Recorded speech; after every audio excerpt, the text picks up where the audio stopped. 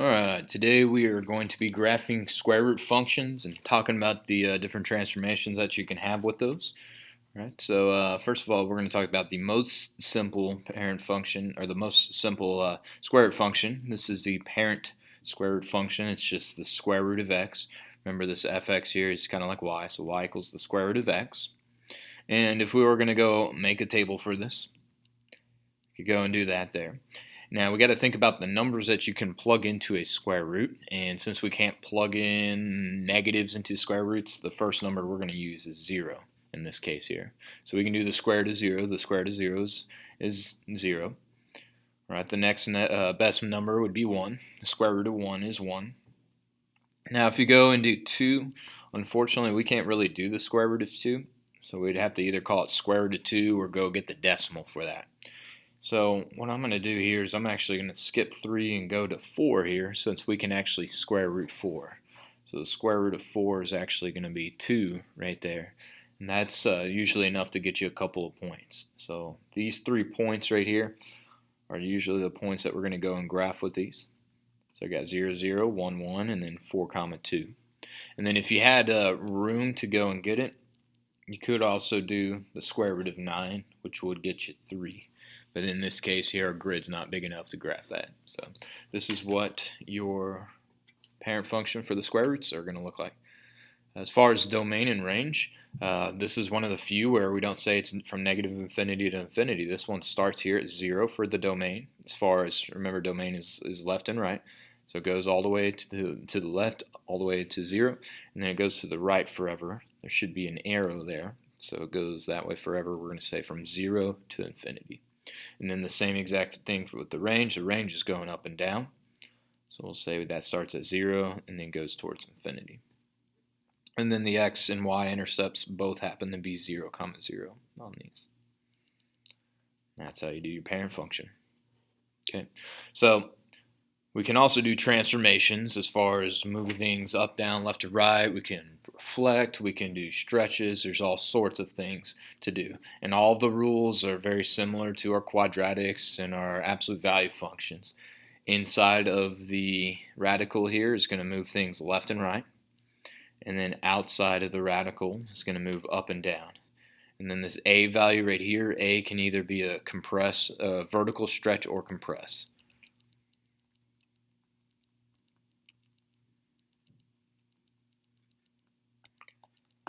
So we're going to go ahead and graph a few of these here. So graph the square root of x, but then minus 3. And then just to kind of help us out here, I'm going to also graph the parent function. So I'll do the parent function here in red, and then I'll do the modified function right there in blue, just so we can kind of see them. So we had 0, 0, we had 1, 1. The square root of 4 was 2, so you got 4, 2. The square root of 9 would be 3 right there, and that would be your graph of the parent function. Something kind of like that. And then to go and get the new function here, this means right here that minus 3 outside. Notice it's outside of your radical right here. So that's going to move us down 3. So each of these points, we're going to move down 3 units. Okay. Then the way I like to graph the vertex, or like where the vertex would be right there, that starting point. I like to graph that first. And then my little technique of going and getting the rest of the points is I say, okay, the square root of 1 is 1, so go ahead and put another point there. The square root of 4, 1, 2, 3, 4, is 2, so then go up 2 from there. And the square root of 9 points would be that 3 right there. And that's what your graph should look like right there.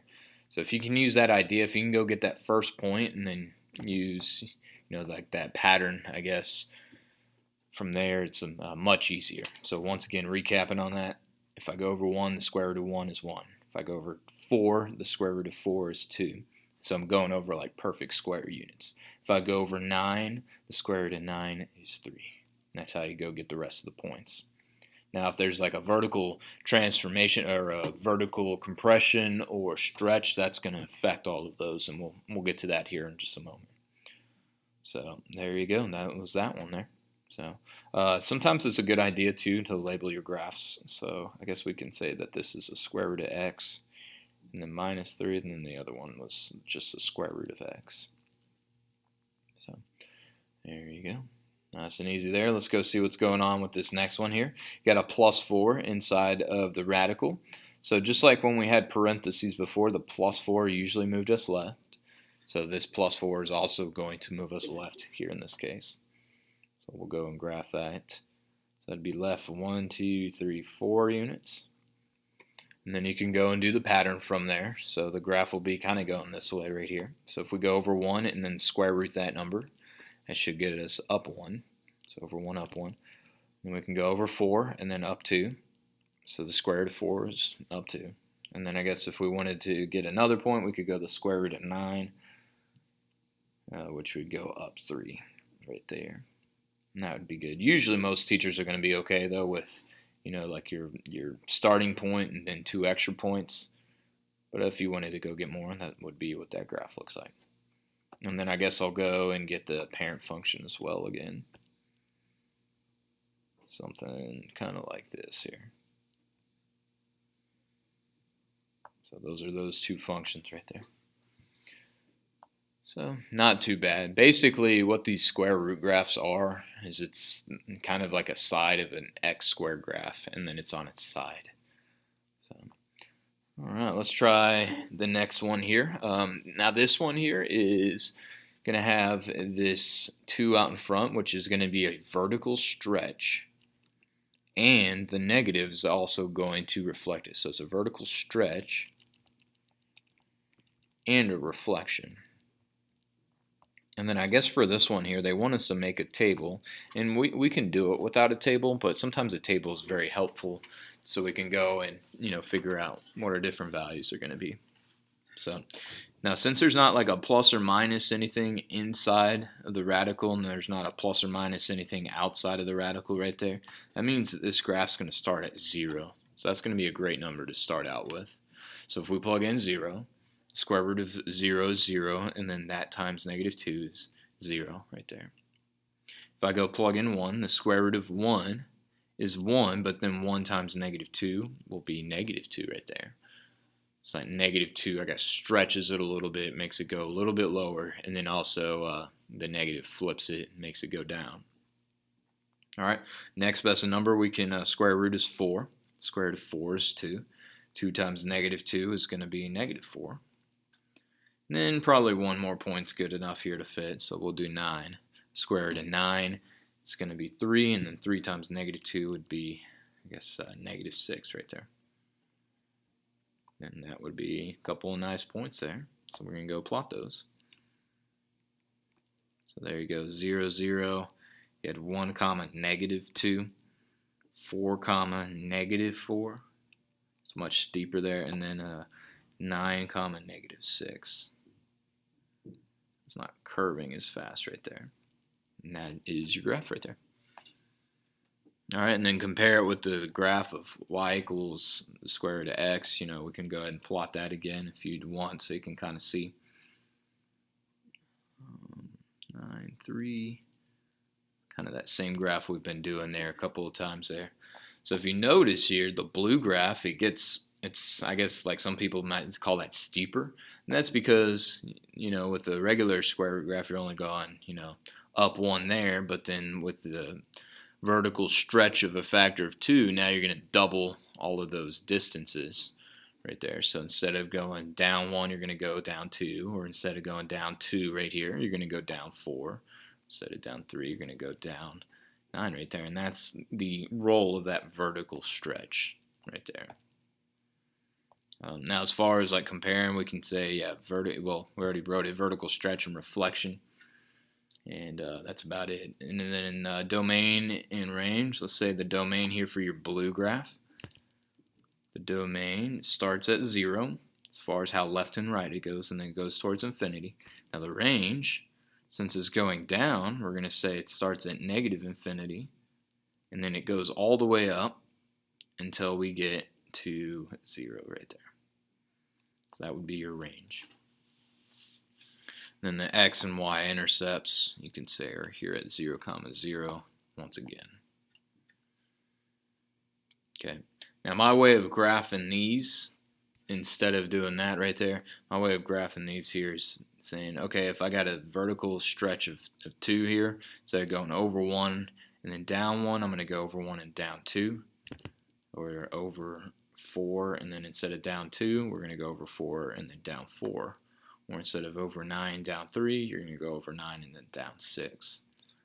So that's one way you could do it, I guess, without making a true table, which, you know, a table doesn't hurt to do. So I'm going to use that pattern here, I guess, on this next, well, actually on this one here. I think it's just saying, what would this graph look like here?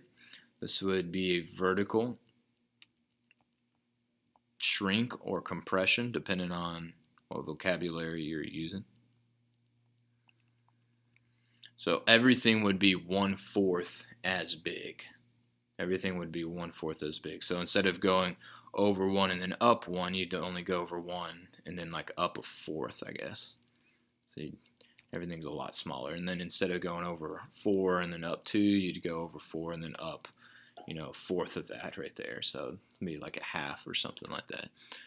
So those get a little bit tricky there, but let's see here. Part B, graph this graph right here and then state the domain. And this one's kind of in a weird order here. You have 2 minus the square root of x. So what I'm going to write, first of all, I'm going to write y. Then I'm going to write negative square root of x. And then this is implied to be a positive 2, so I'm going to put a plus 2 to the right there, just so it's kind of in the same order as our generic form.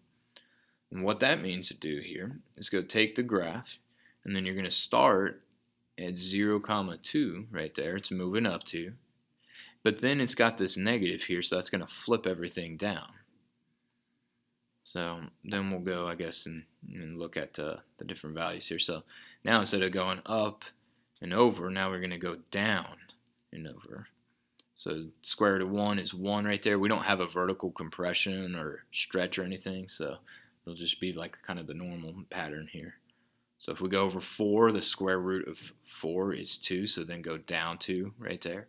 That's all we got room for right there as far as our points go. So that should be what your graph looks like right there.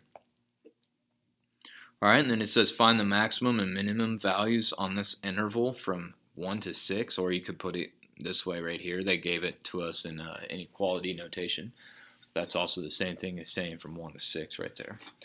So, yeah, I guess we're going to go find that. So if you were to look at the graph here, you know, the x value starting at 1 would be right here, and then 6 is a little bit off the graph. So the best way to maybe go find those is actually going and plugging in these actual numbers right here at x values. So that's what I'm going to do here. I'm going to go take 1, I'm going to plug that in. So if we go 2 minus the square root of 1, that's going to get us a maximum value of just 2 minus 1, which is also just 1. Alright, and then since if we kind of go look at our graph, we know, okay, it's going down, so that should be our maximum value. So max value is 1. Alright, and then for the min, I guess we're going to go 2 minus the square root of 6, which obviously that's not really a nice number there, so, you know, it's whatever the decimal is there in that case, and really you can't simplify that, so simplest radical form is 2 minus the square root of 6. Now, if you wanted a decimal, if you're not comfortable with the decimal, we can use our calculator. Let me get that queued up here. So square root of 6, in my graphing calculator here, that's about 2.4, 2.45. So that's 2 minus 2.45. So if you subtract here, this is going to be negative 2 or not even 2. It's just negative 0.45 right there. And then we would say this is the min, or it's about the min. It's approximate, which means we can use these little squiggly lines right there. So either one of these should work out there for your max or min. Okay. Write the equation of a graph so that the y-intercept is at this point right here. So I guess we're going to take just your normal square root function. We just need to move it up to. So we're just going to say that's the square root of x and then plus 2 outside of the radical. And then I'll just put equals y or equals fx, and that's all I need to do there. Okay, now maybe the hardest type of problem that you're going to have, and I think you have 3 or so homework questions where you're going to do this right here, is a graph right here. You got a starting point, and then you got another point right here. And you're going to write the equation of one of your, you're going to write the equation of the square root graph. And let's write out the generic form. Typically it looks like this: a square root x minus, I guess we'll call it h again, and then plus k on the outside. Alright, we did something kind of like this with our quadratics, where we figure out where the graph begins, and we call that the hk. With quadratics, that was our vertex. With the square root graphs, that's where it's going to begin. And then the additional point that they give us, we call it xy. And if we take hk, x, and y and plug it into this equation right here, we can go and solve for a, which gives us that vertical stretch or compression, depending on what it is. And then we can actually write a true equation for this. So that's what we're going to do. We're going to take all of those points and plug them in. So starting out with y, we're going to plug in 4. So we'll say 4 equals. A is what we don't know, what we're trying to find, so we'll leave it as a. X was 0. Minus -4 will be plus 4 inside the radical.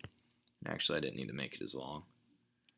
And then plus the k value, so plus -2, or I guess we could write -2 right there. Okay, from here, now we can go and start to simplify this here. So we'll have a and then square root of 4. Okay, the square root of 4 is 2, so we'll write 2 and then a. Okay, I believe we can add 2 to both sides, so that'll get us 6 equals 2a. And then we can divide by 3, that'll get us a equals 3. That's our a value. Alright, and then just like before, now we got to write an equation that we could graph, we got to use our h and k value, and then we also got to use our new a value that we got. And then we're just going to replug everything back in, and that will be our equation. Now x and y, we'll leave as x and y. So we'll say y equals, and here's our new a value we just found, square root. Next we got, I guess, x minus -4, so that was x plus 4. And then the -2 on the outside for the -2 for k. Alright, and make sure you put a star next to that. That'll be just like the last few questions in your homework tonight. Okay. Let's do a couple more here with some translations. Here, graph the following, set the domain and range. Pretty much the same type of thing we've done here. -3 inside, right 3, -1 outside, down 1. So that will be the starting point. Right 3, down 1. There's your point. And we're not going to be able to fit a ton of points here on this. So our a value is 1. If our a is 1, there's no vertical stretch or compression. So you can just do your normal pattern. The square root of 1 unit is 1. So put a point. The square root of 4 units, we're going to kind of have to estimate where that is. Square root of 4 units should be up 2. And then there's your graph right there. Okay, so domain and range. Yep, so domain and range are pretty much different on all of these here.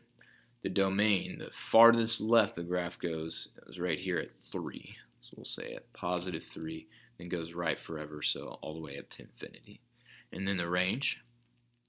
The range here, the lowest the graph goes is down here at -1, and then it goes up forever. So we'll say from -1 to infinity, and that is it. Okay. Every now and then they'll give you some equations where you don't have the equation equal to y, so we need to isolate y in this case, or solve for y, whatever you want to say. So we can start that by adding 12 to both sides, which 12 is going to go outside the radical. And then I guess we're going to go through and divide each piece by 4. Just going to get us y. And one way you're going to see it written a lot is instead of square root of x over 4, we're going to write 1/4 the square root of x. And then the 12 divided by 4, obviously, plus 3. So this would be your equation. And then from here now we can go and describe the different things that are going on. We got the 1/4, which is an A value. Since the A is kind of a smaller number, we're going to say that's a vertical compression or shrink, whatever you want to use. And then also the +3 is a vertical translation. So we can say a translation, I guess, up 3 units. And those are your different transformations going on. And I guess we didn't have to graph that one. Okay, example 5. I kind of like this one here because this one's got a vertical translation here. So we're going to use the pattern to help ourselves. And we're going to just basically multiply all the patterns, all the heights of the pattern by 3. But first of all, this +2, that should move us left 2. And the -4 should move us down 4. So it means your starting point is going to be, down here at -2, -4. All right. Now be careful. Typically, with an A value of 3, typically with an A value of 1, we go over 1 and up 1. So this case here, we're going to go over 1 and then multiply that by 3. So up 1, 2, 3 units. It's much steeper. And that's the vertical stretch by a factor of 3. Okay, typically on the square root graph, if we go over 4 units, 1, 2, 3, 4, we go up 2. Now we're going to go over 4 and then up 3 times that. So up 1, 2, 3, 4, 5, 6 right there. So 3 times as high. And then if you go and graph the rest right there, it's going to be a much steeper graph right there. All right, now if you're kind of getting confused on doing the vertical stretch and everything, what I would do, another way you could do it is make a table. Figure out where your starting point is. That should be the easy part right there. It started at -2, and then I guess -2 what? -2, -4. And then you want to choose numbers that you can do the square root of easily when you plug it back into your original equation.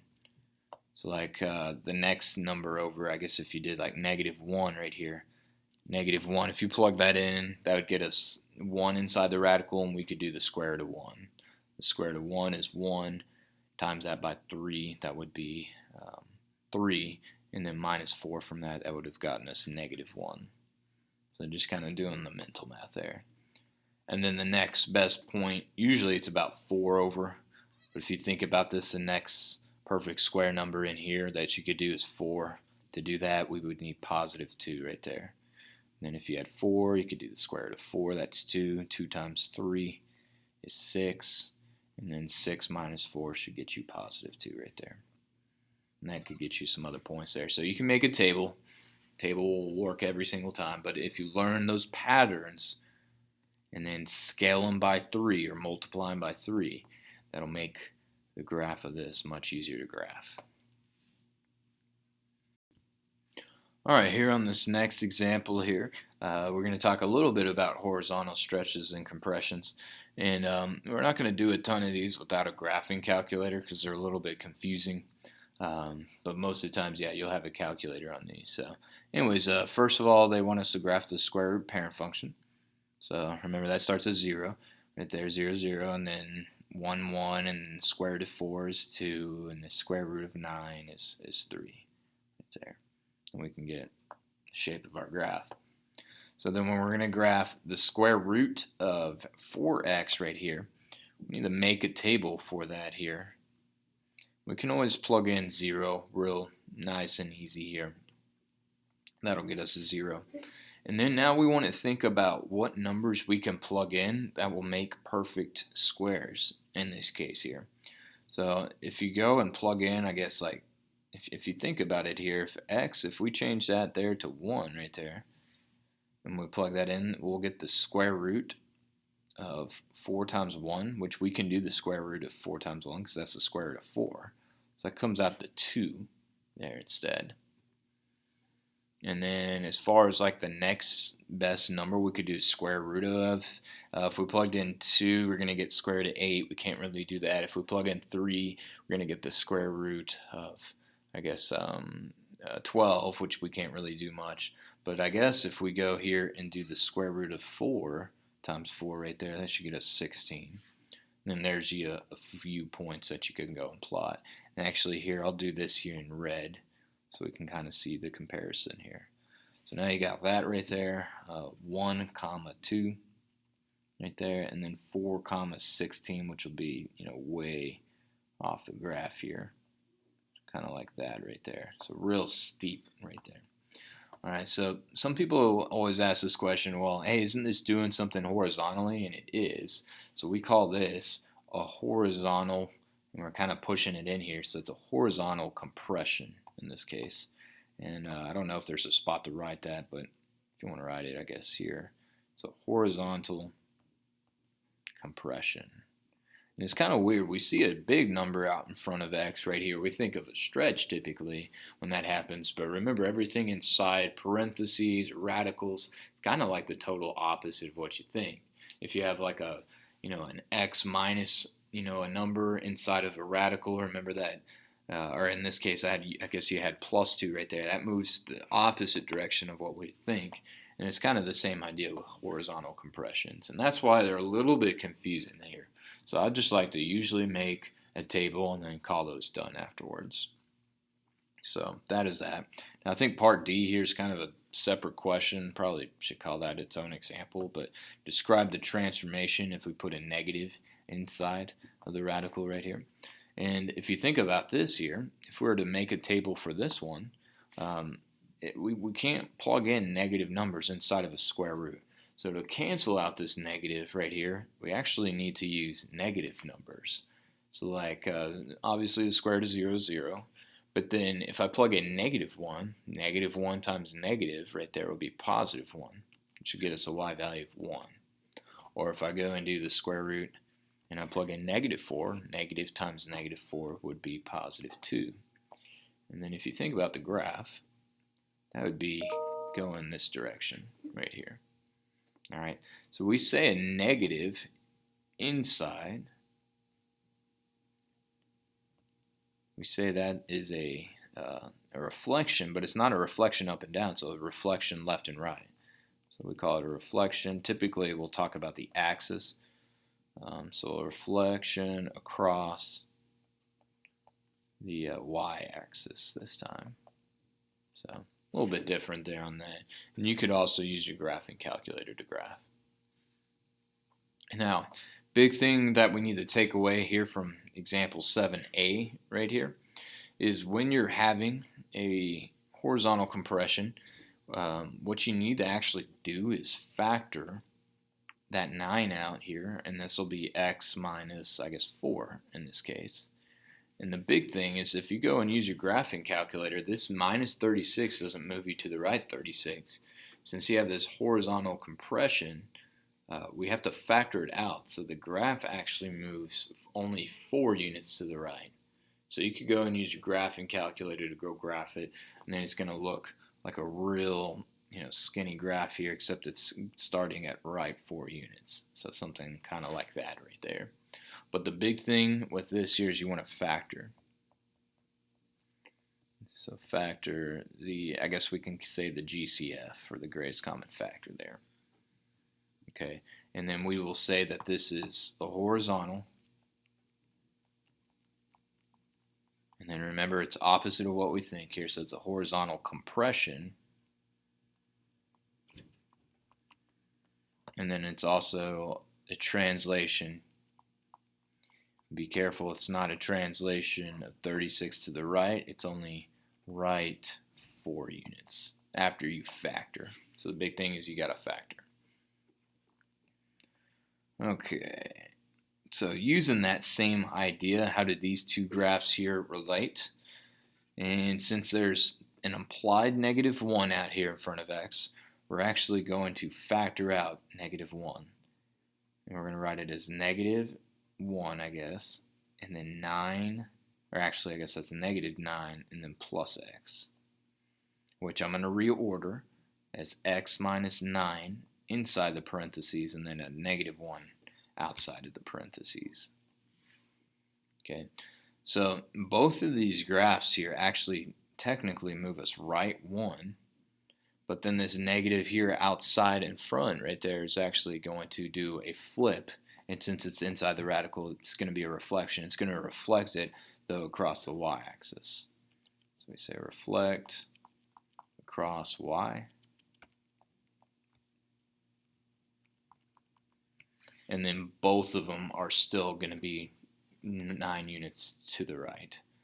So we could go and graph both of these here. So the original function right here, if you just did right 9, would kind of look something like this a little bit. And then the one that would be a reflection would kind of look, I guess, like this right here. 2, or backwards 4, up 2, backwards 9, up 3. So something kind of like that right there. So they're a reflection to the other side. Are going to be different. So are the domains the same? We'd say no. Obviously the domain of this red graph here is from negative infinity all the way up to, I guess not 0, all the way up to positive 9. And then for your blue graph, the domain of that one is starting at 9 and then going towards infinity. But like I was saying, most of this page right here, you would have a graphing calculator, so I wouldn't stress too much on that. But I guess the big thing, like we said here, make sure you factor out the GCFs or factor out the whatever's in front of X in this case. So.